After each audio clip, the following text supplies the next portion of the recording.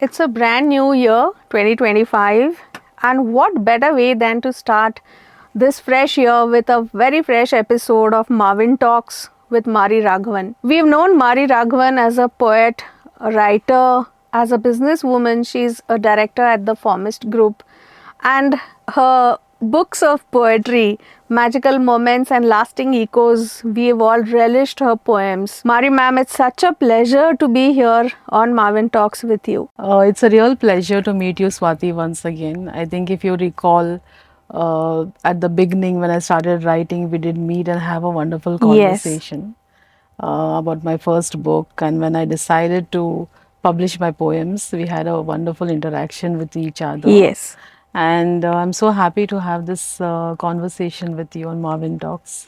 So I want to first harp upon the poet in you, Mari ma'am. Yes. Because I appreciate the poetry that you write and I have written extensively about it. Yes. But anyways, today we are going to go into a different way altogether, but starts with poetry. Okay. So how did poetry happen? Like, I knew that you always loved the English language and you're very good at it. Okay. So was it a way of expressing your innermost feelings? Instead of going prose, many people prefer poetry as a means because it's brief and people can interpret it in the way they want.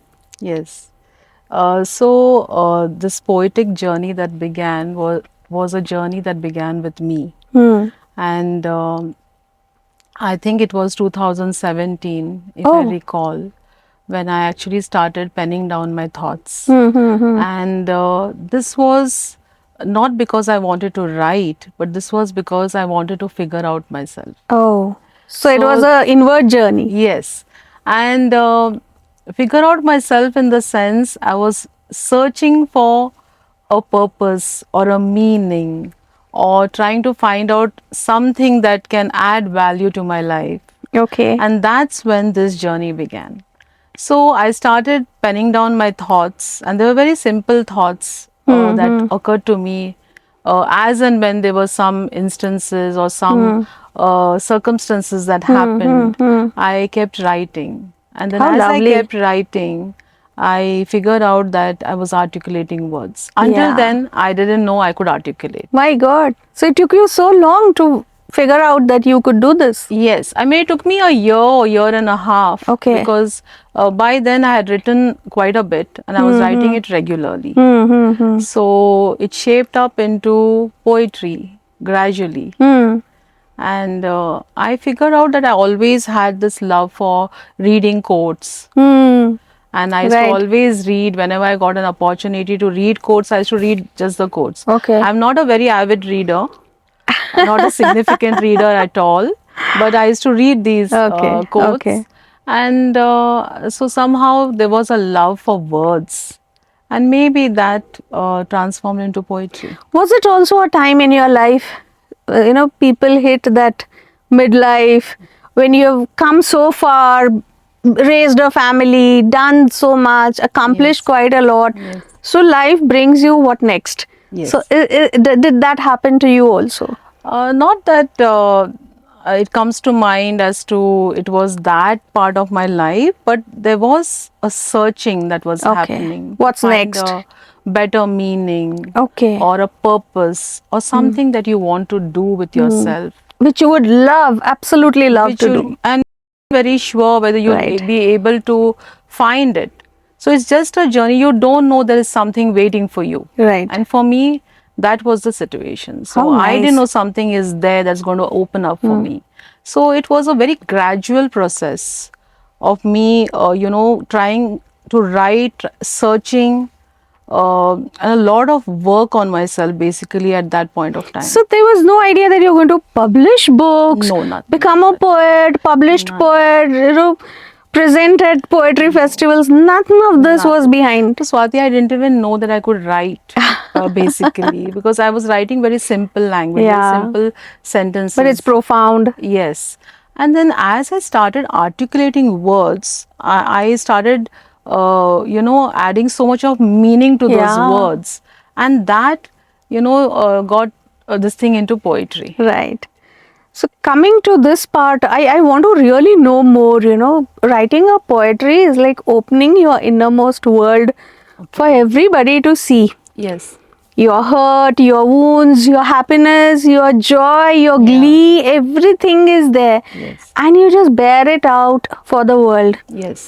So how was that feeling, knowing that, okay, people are going to read this, they're going to know the deepest Mari? How was that feeling? So I don't see it as, putting yourself out there with each and every poetry or expressing your actual life. But it is more about perspective. Yeah. How you reflect on life.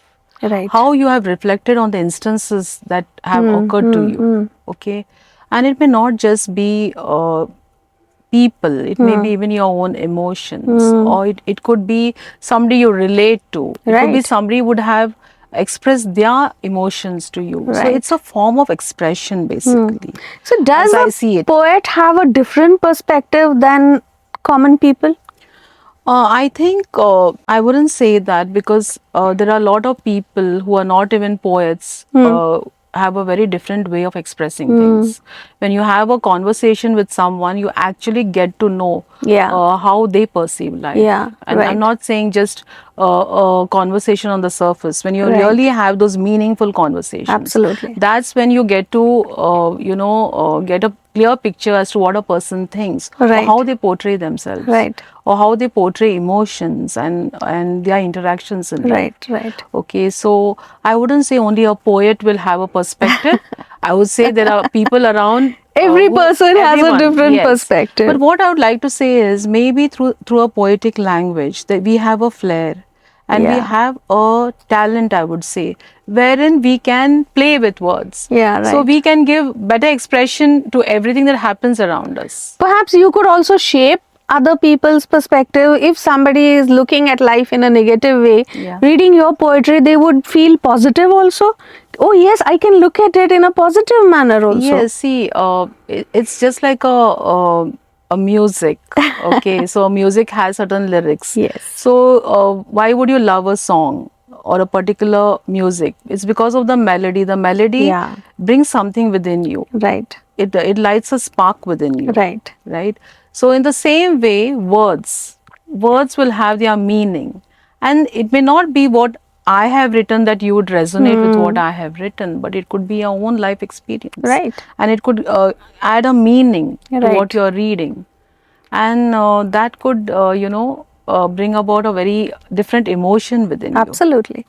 In this age of social media where there's quick content, where people come up with any sort of content, how do you see our kind of poetry, that classical form of poetry? You feel there is going to be a space for this poetry in the days to come? How will the young generation take up our kind of poetry? See, according to me, poetry is a very creative form of expression. So everyone has their own way of expressing. Okay, so I wouldn't, melt it down to being so rigid about the words that they are using or about the content that they are using. But what I would say is, it should have that melody, or it should have an essence. Poetry basically should have an essence. Yeah. Everyone has their own language of expression, and they can Absolutely. use it. Everyone uses a different language. Yeah. Right. So for me, I could use Joyce as music and melody. Somebody would use it as a song, or I don't know what they would have called it. Right. So that way, language keeps changing. People use, their vocabulary is very different. The way they express is different. Generally, poetry is more about expression. So it's the way they're perceiving things. So I wouldn't say that they would have to change anything to become a classical poet or something, but they would have to have a better use of language. Because you have And essence. captions today for social media. Yes. You have small couplets. And coming to the next, I don't know what's going to happen, is artificial intelligence writing poetry, Yes, yes. writing songs, creating music, creating content. So where are we going? How do you perceive this development? See, technology today and social media platforms are very big today, Yeah. and they have a big role to play in today in the world itself. So where poetry and language is concerned, uh, it helps in a way. It's a platform where you can express, when very easily express it on any platform. Like if you have an Instagram page or whether you're on a Facebook, people can write whatever they want to write. You see a lot of expression all around us. But where the creativity is concerned, I think, a human touch always has its own authentic significance, which I don't think artificial intelligence can get there. Of course, it can create poetry, it can create words, it can write better than what we do, Right. right? It can But again, have that is all evolution. based on how it is trained on work by Yes, humans, which is yes. already done. So it will lack creativity at the end of the It day. will lack the feeling part of creativity, Yes, I and the feel. whole essence and the soul of Yeah. poetry. Because Right. AI will not feel joy, pain, sorrow, reflections, all of this. AI will not be able to feel Yes. the way humans can. Yes, The true. depth of feelings will be always lacking. Yes. So you have faced this, that you feel that this is never going to match human perception. I don't think so as a writer. It will never. So there's never going to be a dearth of good poets in the world. Yes, I mean, there will be words that will be framed, and there will be some very good, beautiful language, maybe, that it can capture, but it can't capture the essence and the soul Right. of a poet. And the experience of life, well The lived, experience of or life, yeah. diverse experiences, Yes, because true. your travels, your interaction with people, that gives you the feedback. Whereas for AI, it's mostly content that's already available on the And it's all web. programmed, basically. It's all programmed by humans. Yes. So, are poets more empathetic than others? Do they perceive more deeply and more fully rather than just superficially? I wouldn't be able to comment on that on a very general level, because every poet is very, very different. Tell me about you. But about myself, I would say what makes the difference is the way I connect with life. Okay. The way I connect with the relationships I have, with the circumstances of life, with my Okay. own emotions. Okay. So there is a deep connection that I make at each and every level. There are a lot of things that just pass by on the surface. I'm not talking about those, but there are a lot of interactions which are really, there is an in-depth to it, an in-depth to life, basically. And that's where I think poetry is born for But me. the world needs more empathetic people. Empathy is something which is much needed and much missed in today's world. Yes. So, not every poetry of mine will emphasize on being empathetic. True. Okay. And not every person who has empathy will be a poet. But you come across as a very empathetic person. Oh, thank you if I come across as that. But I think when you start writing, you start making a deep connection with your own thoughts, Yeah. with the people around you, with the circumstances of life, emotions, and all kinds of emotions. And basically, you start connecting with people all the more. Your interactions also will open up quite a bit. You're exploring a lot about life. For me, on a very subtle level, I'm not a very loud person, so to say, but on a very subtle level, I absorb a lot of things, I Yeah. think, and that very surprisingly comes out in my poetry. Okay. Yes. Was that empathy also channelized into the work that you do for kids? I'm coming to the next part, which I'm really interested in, which Yes. I feel very few people know. Yes. And that is your contribution to life skills training as a Yes. life skills trainer in Yes. Bangalore, Yes. to schools especially. I want to know more about that. Yes. How did the poet end up into a life skills training? I think life skills happened much more prior than I Oh. could write. This was a whole journey, as I told you, when I was trying to figure out myself. I ended up going for a life skill training. And at that time, I didn't even know what this all is about. Okay, so when I went for this training, I figured out that it's a lot to do with yourself, with the way you perceive life. Okay. And more or less a lot of reflection on your own self. And learning skills that help you in your day-to-day life. So that once I did the training, the first training when I did, uh, there was a subtle transformation within me. That's what I felt. And some way I have this feeling that that transformation also led me to writing. It must Okay. have happened at a very subconscious complemented level. each other, Yes, it perhaps. complemented. And that's why I told you, and I used writing to actually discover myself. But I also learned life skills to discover myself as well. Freshly. Yeah. And I never thought that I'm going to go and teach life skills. Okay. Right. I was going to ask you that. Is it Yes. possible to teach traits like empathy, perseverance, patience, kindness? Is it possible to Yes, teach? why not? Because It's so important today to have these traits within us. see, the main foundation of life skill is the first thing that you learn is it teaches you self-awareness. Self-awareness is one of the most important skills in life skill training.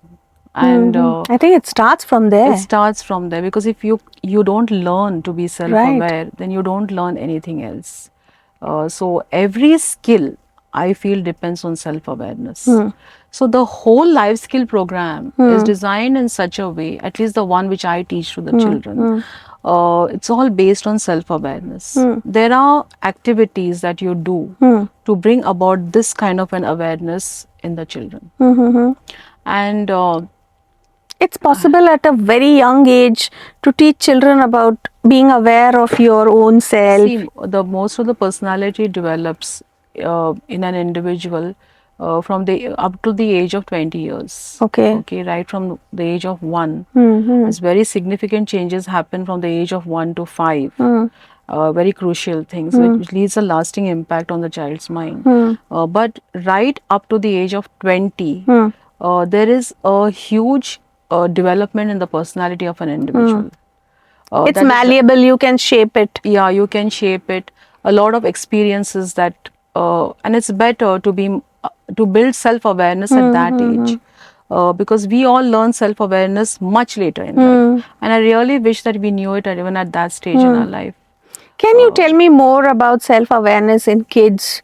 Should they know about their strengths? Should they know about their own flaws? Or should they know about how they can build on their strengths Yes, it's very and learn new ones? Yes, and it's not just about building on your strength and building on and knowing your weaknesses. It's about you aligning with each and every day of your life, how you interact with people, how do you absorb information, how present you are to the moment. How nice. How do you absorb things? So it's all also about mindfulness, being mindful Too much about of mindfulness. Yeah. Right. When you start your journey on self-awareness, these are all the things that you have to work on. Normally we just go on autopilot. Jaise Yes. din aa gaya, we are just living Yes. it. Yes. And forgetting that we are in a particular moment. Like right now, we are sitting in front of each other. Yes. So that's how these skills are worked upon. So every skill, now it's not like I go and teach and they have got the message immediately. Right. No. But I just try to feed in that small spark what I can give them. Okay. So that, somewhere down the line they will work on it. Right. So because all of this has to be worked upon. Right. A skill can't be taught. As you said, Yeah. it's not a trait. Right? They will start using it in their day-to-day life in different diverse situations. Like I have used life skills for different circumstances in my life, and that has helped me. So Yeah. for them, they will use it as they go forward. And the more they use it, they will understand. And it's also a very, it's a foundation for your spiritual journey as well. Yes. I think that becomes the bedrock of your life. Yes. Because a lot of agony that children face in the years later, Yes. frustration comes, depression comes, mainly because of lack of awareness Yes. and the tools to work with it, Yes. to work upon it. Yes. For example, if a child is coming from, say, a very agitated household where there's a lot of fights happening, and the child could actually just grow unaware that there is a better life for him if he's well aware about, that he can shape his life, Yes. irrespective of what kind of a family background he or she is coming. Yes, yes. So I think we can, that's a wonderful work that you're doing, which could actually shape children's lives for better. Yes, yes. So that was my main aim. I felt I was so passionate about life Yeah. skill, and okay, I was writing, but when I got the opportunity to go and teach in a school, it's a voluntary service that I'm doing. How nice. And I just took that opportunity because I said there can be nothing better, because Really? this is a subject that interests me. Right. And a how lot. was it taken by the children? How Oh, did it impact them? Anything, any specific instance you can recall? A lot of children share a lot about themselves when they talk to me, even on one-on-one level, which is allowed by the school for me to talk also. So they share a lot of instances about their life, and then I see that how my work is channelizing, and in which way, because they start opening up Right. areas of their life which even they must have not been open to. So you also give them a platform, a channel to open up. Yes. Right? Which is Yes. otherwise not available. Yes. Because people are very judgmental. They will immediately put a child into a right and wrong. Oh, it happened because you were wrong. It happened because it didn't. So a child he's not able to understand or figure out that he is being judged. And I think your way of working, a very non-judgmental way, Yes. encourages them to open up. Yes, yes. And see, empathy is also a thing where you have to, you learn to understand the other person's perspective. Yes. Yeah, and you create that space. Yes. For the other person, and allow the other person to be whoever they are. It's very, very difficult. It's easier said than done. Right. Because most of the time you're trying to change the other person. Right. Right? And you always see yourself as right and somebody else is wrong. Wrong.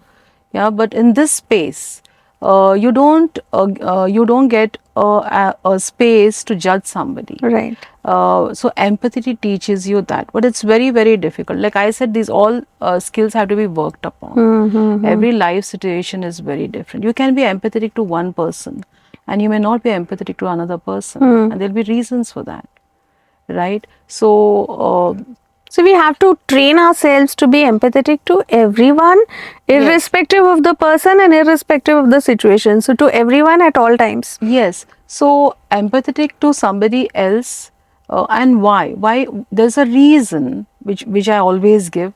Why do you need to have empathy for somebody else? Is it because you want to show compassion? Is it because you want to show kindness? Or is it,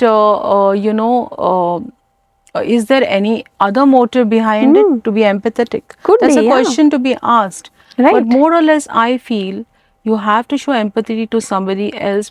So without being judgmental, these kids can come up and open to you, and then you can give them a forum, you hear them out, and you try to, in a very unbiased, without having anything at the back of your mind, you listen to them. I think it's going to shape their lives forever.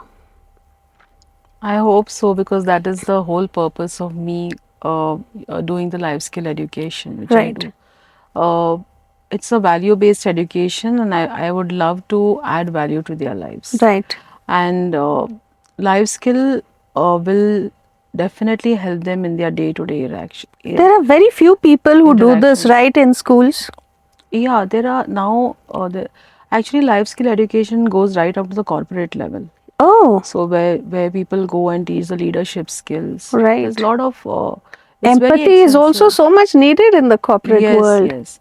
So empathy, as I mentioned, is one of the very important life skills, especially for today's world and for today's children, because I think somewhere down the line, they are very misguided through the internet and the social media, and they're so self-absorbed, and they lack empathy to a certain extent, although they understand that there is rudeness and there is, there can be hatred and there can be wrong use of words, and it can be also hurtful. But at the same time, uh, they lack the skills to have empathy. So the moment you start teaching them how to understand the other person's perspective, and there is a whole exercise that you do Right. for them In to some way, I think understand. we can even control the kind of trolling that happens, Yes. the bullying that happens in Yes. schools, Yes. criticism that comes their way, unwanted, unwarranted criticism that Yes. comes. Yes. They But don't have the wherewithal to handle this kind of negativity. exactly. So what I say is that you cannot understand the other person's perspective until and unless you understand your own. Right. Very So true. that's again comes down to self-awareness, Yeah. which I said is a very important skill to be learned. So till you understand things about yourself, Right. you don't have the space or the Yeah. bandwidth to understand somebody Others. else. Very true. So how Very would you, true. if you don't relate to your own emotions and your own struggles in life and what you are faced with, how could you relate with somebody else's struggle? Absolutely true. How true. Yeah. So when you're able to do that, very easily you learn empathy. Right. And this, as you very rightly said, it goes all the way up to the corporate life, more so because it gets applicable in the corporate life. Yes. Where there's no competition, there's always collaboration. Yes. You have to work with teams, you can't be working in silos. Yes. And that is where channelizing your negative emotions Yes. into Yes. collaboration, cooperation, True. sustaining, handling pressure, handling stress, and saying that this shall pass. This is not what defines me. The Exactly. trolling doesn't define me. You feel social media has created its own problems for today's kids because of all this negativity that comes. Yes, social media has its advantages and disadvantages. Today, you can't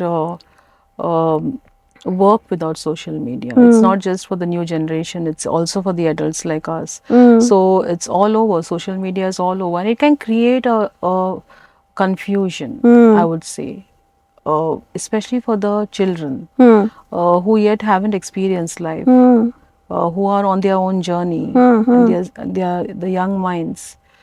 So for them to get matured, it will take a few years. Yeah. And until then, they will be just confused with all that they see, Right. and they absorb quite a bit on social media. Sometimes it's overstimulation that happens, Yes. for which the age wise they are not ready for They're that not prepared stimulation. for that, but Yeah. they are exposed to that. They are, yeah. So there is no, I wouldn't say each and everything on social media will have a negative impact. Where seeking knowledge is concerned, where learning a few things is concerned, social media will always help. Where marketing certain things is concerned, social media is always We should know what is very good and what influential. is Yeah. bad But for it us. has a very deep influence on everyone's mind. You tend to believe what you see, Yeah. and you don't question yourself. People as show you- the best part of their lives on social Yes, media. yes. They don't show the struggles. And even where information is concerned, like you're talking about life skill, everybody else is giving so much of information. A lot of value education has been spoken about, very different ways. You never know as to what kind of a message you're giving. Not every message is a positive message to someone. Right. Right. So you have to be very careful and mindful Right. when you are learning, especially these skills. When I teach, I'm very mindful as to what I'm putting across to them and how they are perceiving it. Because I may have very different experiences growing up. Today they have a different world, so they see it very differently. So I try my level best to see them through their perspective, which is very difficult for me as well. So when I interact with them, then I get a clear picture as to how they also see life. Absolutely. Yeah, but it's very hard to have them open up also. Yeah. Because a lot of very deep secrets and Yeah. wounds and hurts are And buried I within think them. you should also develop that kind of trust that they open up to you, right? Yes. They should feel that they trust you. Yes. That again plays a role of being non-judgmental. Yes. So you accept everything. Yes. So when you talk to them, you tell them that there's no right and wrong here. Hmm. This space is for you to express whatever you feel like expressing, and it goes nowhere. It Right. stays with me. Right. So there is a factor of trust. That's so And crucial. trust takes a time to build up. Right. So It does. when I work with them, they realize that uh, eventually they open up to me, and some still don't open up to me, and it's perfectly So okay. this is at the school level that you're At the doing. school that I'm doing. So I you work with have adolescents, I work with teenagers, and I've also slowly started coaching adults, their teachers, Okay. training them, because it's very important for me to even talk to the teachers to see what kind of place they're coming from. right. Right. So I also do training for the teachers as well, which I have done to just inspire them. How as nice! teachers. Because more than you, I think they are going to be in touch with the students on Yes, a daily that's basis exactly what I thought. for a longer time. Yeah, and the school thought of this idea that you should talk to the teachers. Really So I appreciable. went step by step, helping out. Would you also take it further to the parents, I would like to. I would love to. provided you get that Yeah, and opportunity? I've also started talking to a few parents whom the school suggest me, who come from a problematic background. So children coming from a very struggling background or some problem in the house, they want me to talk to the parents, and I do that. At least to Okay. get an idea as to what's happening in the background, Right. so that I can help out with the students. You've seen both worlds. You just mentioned the kind of upbringing we had, you know, Yes. in a place that we have Yes. been raised. Yeah. And your entire adult life has been in Bangalore Yeah. for a long time now. Your Yeah, work it's been for life. the past 16, 17 Yeah, years. I've quite a been- long time. So Yes, you see a Bangalore. difference between these two worlds. You see that the children in big cities are facing their very typical kinds of problems of abundance, problems of having too much, having too many choices, having too much competition, too many opportunities. You feel that?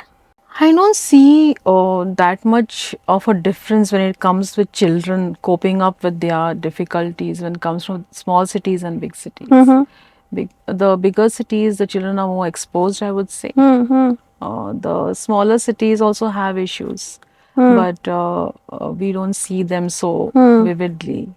So in comparison, I would say both of them are on the same level, whether it's a Okay. small city or a big city, because see, they all are exposed to the same things more or less. So it's a universal issue. Yeah. Okay. And then it again, it depends. Some children are very, they are not exposed much. So that you could take it in the form of a small city. Maybe when we were growing up, we were not so much exposed. So we could use that for our generation, but not the present generation, because Right. the generation even in the small city today are very much aware. They're very Yeah. progressive. Because they are using the same social media, Social they are having the media, same feed, technology. same technology. Yeah. I'm always curious to know that you come across as such a loving and soft-hearted person, but very determined in whatever you're doing. Yeah. You are a director at Formist Group. You have your own 2 books published. You speak at platforms for poets.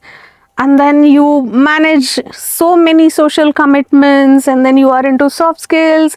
So at the same time, how do these 3 Maris function in tandem with each other? How do you juggle these 3 roles? I think writing comes to me now very naturally. So at Okay. any given point, I sit and I dedicate my time for writing. Okay. Okay. So there's no more I'll seek an inspiration from an external source. Okay. I write to inspire myself and Okay. motivate myself. So that at any given time, if I'm happy, I want to write. If I'm unhappy, I want to write. If I want to make myself happy, I want to write. Oh my God, that is So such that's a how I'm beautiful using thought. poetry now. And then, yeah, I have a schedule for the life skill education Okay. wherein I have to go thrice a week or so whenever I'm Yeah. called. And I have the timetable that is scheduled for me to come and complete those classes. So it all comes down to time management basically. and then commitment. It's hard sometimes. You can't cope up with some social commitments that you Yeah. have, and then your work balance in your family. I think all of us have that Yeah. those issues. But your plate is somewhere- full. You have so many things to do in a yeah, day. I try to do justice to each and everything, but I don't know how far I'm going. I'm sure you have been doing good seeing But- the way you're doing it. Yes, but where contribution is concerned and commitment is concerned, I'm committed to whatever I take How up nice. generally. So, what next is left to be explored? You have traveled the world, you have done so much, your kids are into business now, I mean, settling. So, you have the time at hand. What next you feel is your bucket list? I don't think anything of what I'm doing is any enough. Okay. I think we don't reach to a stage where, you know, now it's done. And It's always on the we want horizon. to do more. I want to do more with the children. I want to do something more in writing also. I want to explore more when it comes to my writing thing Okay. also. So let's see. I mean, like I'm all the time, you know, trying to introspect as to what Okay. new I can bring about in my writing. Challenge yourself to do Challenge something myself to do different, different better. things. And let's see as I go along, let me see what I'm able to create for the new year. I'm just looking forward. Looking back, you feel you have treaded quite a long path Yes. and you're happy with where you are right now and Yeah. done what you wanted to do. Yes, yes.